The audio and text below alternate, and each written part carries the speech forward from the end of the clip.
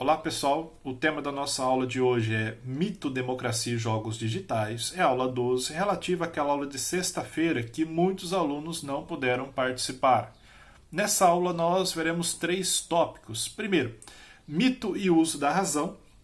Depois, mito, cidadania e democracia. E por fim, a democratização dos jogos digitais.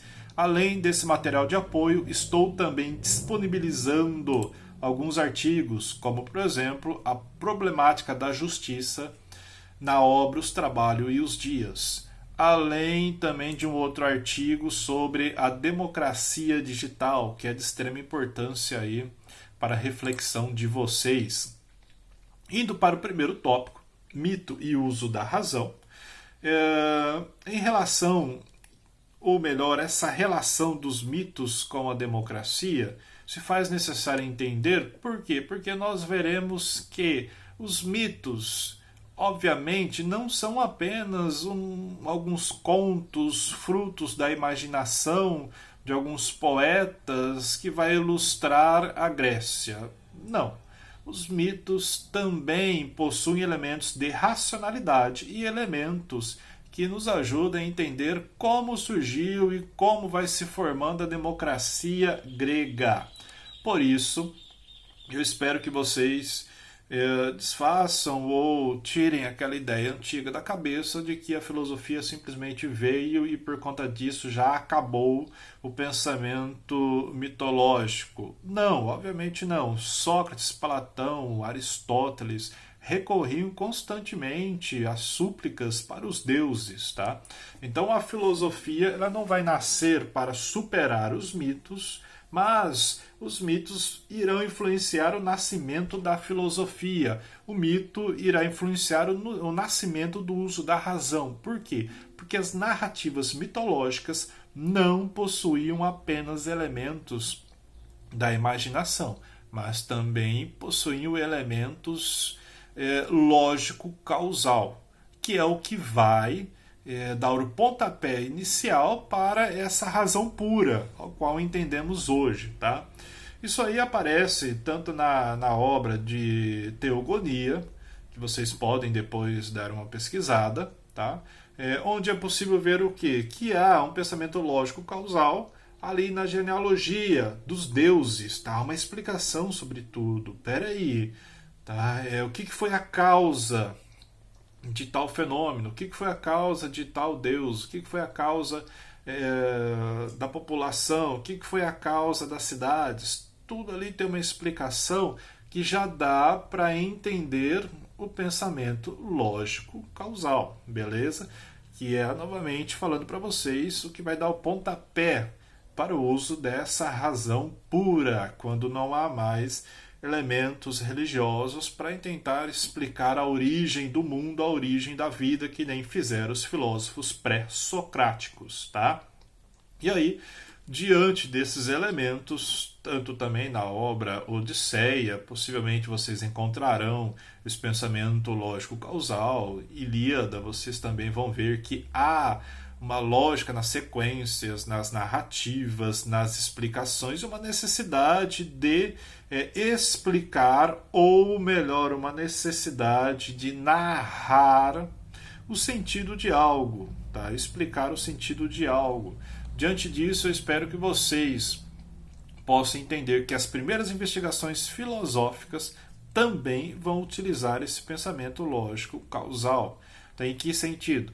No sentido assim, Tales de Mileto não mais estava aceitando o pensamento lógico causal que falava assim, veio uma seca muito grande em Mileto, logo essa seca que veio é castigo de um deus. Tá? Isso é um pensamento lógico causal mitológico. Tales de Mileto vai falar, não, peraí, será que realmente é castigo dos deuses? Será que essa seca não pode ser um fenômeno que pode ser previsto e que pode estar presente aí em todo o período, nos mesmos períodos durante todo o ano? Tá? Ou seja, é um pensamento que já vai dar o pontapé inicial para o questionamento filosófico, para o pensamento filosófico. Tá? Eu vou procurar entender como funciona o mundo através do questionamento, e esse questionamento vai fazer com que eu busque uma resposta mais lógica, mais racional. Foi aí que Tales de Mileto vai se colocar, não, né, que no caso ele era filósofo e Malemar sabia que era filósofo, mas é nesse sentido que Tales de Mileto é considerado o primeiro filósofo. Vai ser o primeiro que vai buscar na natureza os elementos para explicar as causas dos fenômenos, tá? Diferente de seus contemporâneos que estavam buscando as causas dos fenômenos ainda na resposta mitológica, beleza? E aí, tendo essa visão de que o mito vai dar o pontapé inicial para o pensamento lógico, para o uso da razão, a gente tem que tirar aquele preconceito, aquela ideia assim que os mitos não servem para nada e tem que ser simplesmente superado. Não, não é bem assim. Devemos entender que o processo do pensamento se dá através dos mitos. Tá? O processo de construção do pensamento também se dá através dos mitos. O uso da imaginação pode sim influenciar o uso da razão. O nosso segundo tópico, mito, cidadania e democracia. No poema Os Trabalhos e os Dias, nós vemos que a virtude é resultado do quê? Do esforço do indivíduo, do trabalho empreendido pelo indivíduo. E não vai ser mais uma questão de hereditariedade, ou seja, aqui já quebra aquela noção antiga, tem que passar de pai para filho. Nós temos essa ideia aí de que você só vai ter um direito de terra, um direito de algo, se você nascer de tal família, que era muito presente também, nós veremos na Idade Média. Não, na visão de Hesíodo, nós veremos que a pessoa ela pode sim construir seu próprio mundo, construir sua própria riqueza, construir não só a riqueza material, mas a riqueza também espiritual, a riqueza pessoal, através do quê? Através do seu próprio esforço, que no caso seria o próprio trabalho. Nesse sentido, nós vamos entender que virtude seria a prática do trabalho. Tá? Logo, aqui começa a surgir a primeira ideia de cidadania. Por que começam a surgir as primeiras ideias de cidadania? Vamos lá. Quando Aristóteles fala sobre virtude, para Aristóteles, virtude é a excelência moral. Logo, quando Aristóteles fala de virtude, ele está falando relativamente da ética. E o indivíduo ético será o indivíduo cidadão. Ou seja, é como se ser cidadão não é meramente você pertencer à cidade ou ter nascido dentro da cidade ou morar na cidade, não. Para Aristóteles ele vai diferenciar habitantes e cidadão. Tá? Habitante apenas mora na cidade, cidadão não. Cidadão é aquele que é capaz de vivenciar a ética, tá? De vivenciar a virtude. A partir do momento que o indivíduo não é mais um indivíduo virtuoso, ele deixa de ser cidadão. Olha bem, é aqui que nós ligamos aí a ideia de Aristóteles com o poema Os Trabalhos e os Dias. Tá? Lá no Trabalhos e os Dias, a virtude é resultado do esforço, do trabalho empreendido pelo indivíduo. Aristóteles vai, obviamente, ser influenciado também por essa ideia e vai construir a noção de que ser cidadão é uma construção virtuosa do indivíduo. Tá? Aqui nós temos a primeira ideia de cidadania. Na obra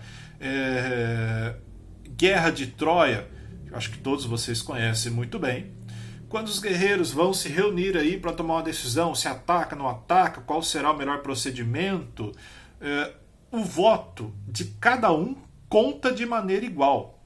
Porém, obviamente, precisa ali de ter um convencimento. Eu posso votar em tal ideia, mas a pessoa precisa me convencer se esse é o melhor caminho ou não. Isso é o que acontece hoje dentro da democracia. O voto de todos conta como igual. Olha bem onde está a origem da democracia grega. Está aqui, presente nessa obra Guerra de Troia. Isso aqui já é um elemento fundamental para a construção do que os gregos chamarão e vai apresentar ao mundo, que é essa ideia de democracia. Democracia, o voto de todos conta, tá? Porém, as pessoas irão votar naquela pessoa que vai convencer mais, naquela ideia que vai ser mais convincente, tá? É diferente de hoje em dia? Claro que não. Praticamente é a mesma coisa. Lembra que eu falei para vocês de dialética? Democracia é o uso da dialética. A dialética ela está extremamente presente na obra Guerra de Troia.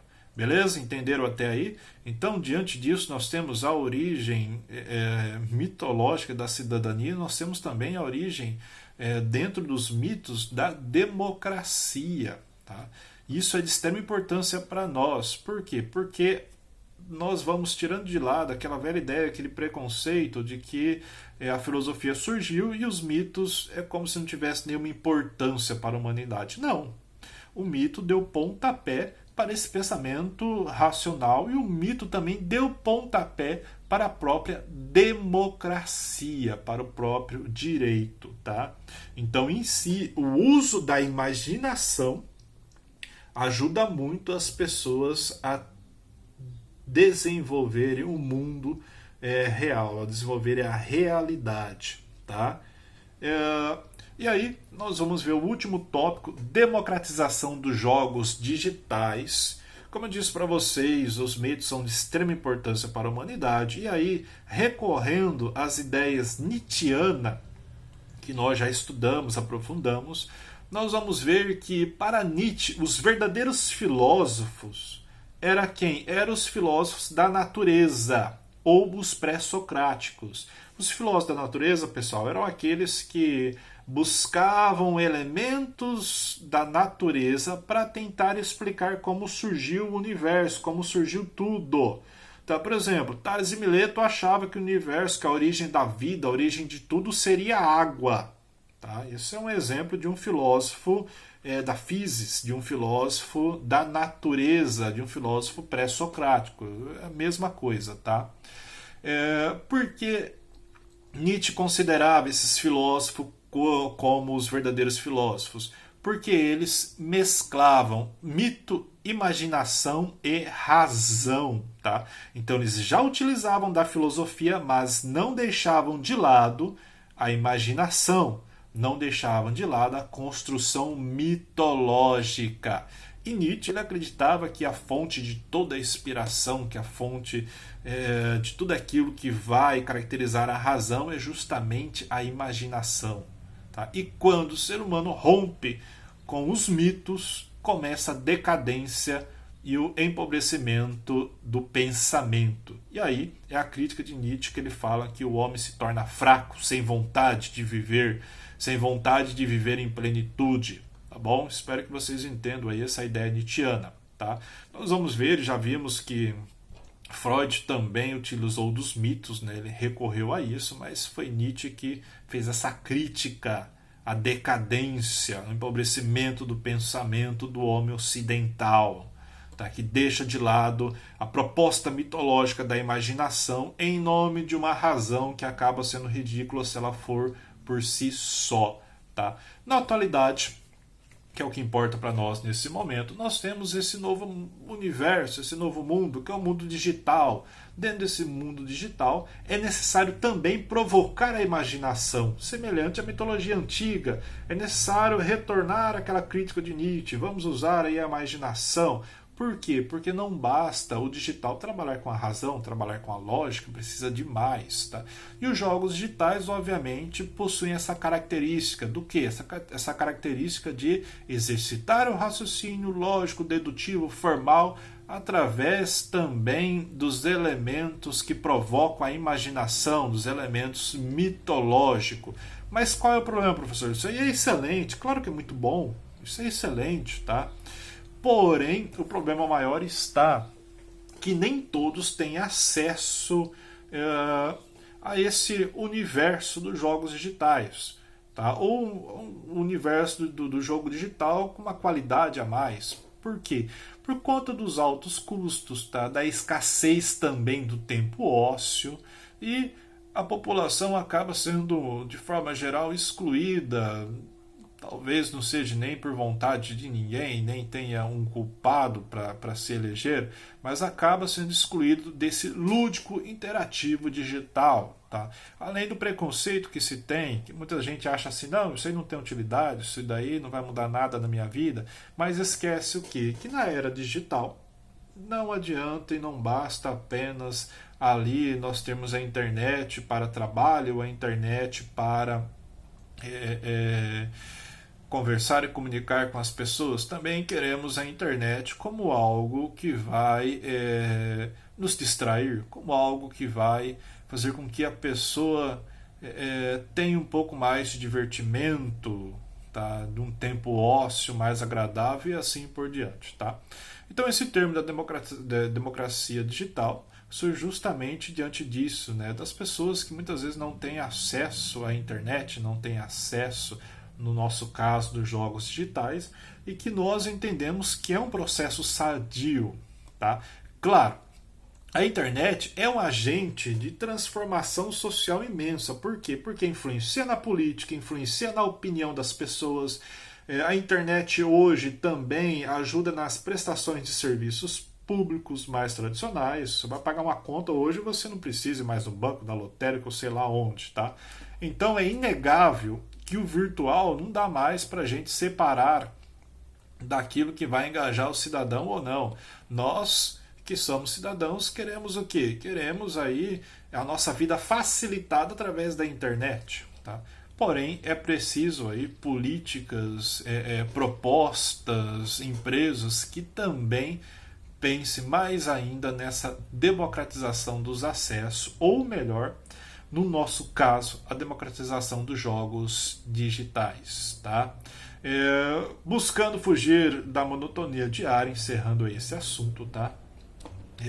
O ser humano também procura se libertar das preocupações decorrentes do dia a dia. Todos nós, não apenas os jovens, querem uma vida mais lúdica, mas também os adultos. Tá? Além disso, os adultos querem superar aquela vida no automático, aquela vida alienada, querem superar aquela vida em que praticamente tudo é na correria, tudo é num tempo pré-determinado e assim por diante. E uma das propostas disso é justamente jogos digitais. Olha aí que importância nós estamos dando aos jogos digitais. Olha que significação estamos aí propondo também para a sociedade. Tá? E obviamente, vou repetir, essa proposta não pode ficar apenas restrita a um grupo de pessoas. É preciso quebrar fronteiras, é preciso pensar na democratização disso daí. Mas como, professor, como podemos democratizar os jogos digitais?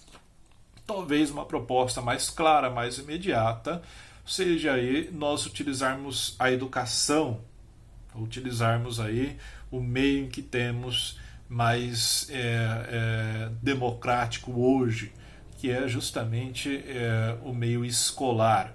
As escolas possuem papel fundamental na implementação dessa democracia digital. A escola precisa não só implementar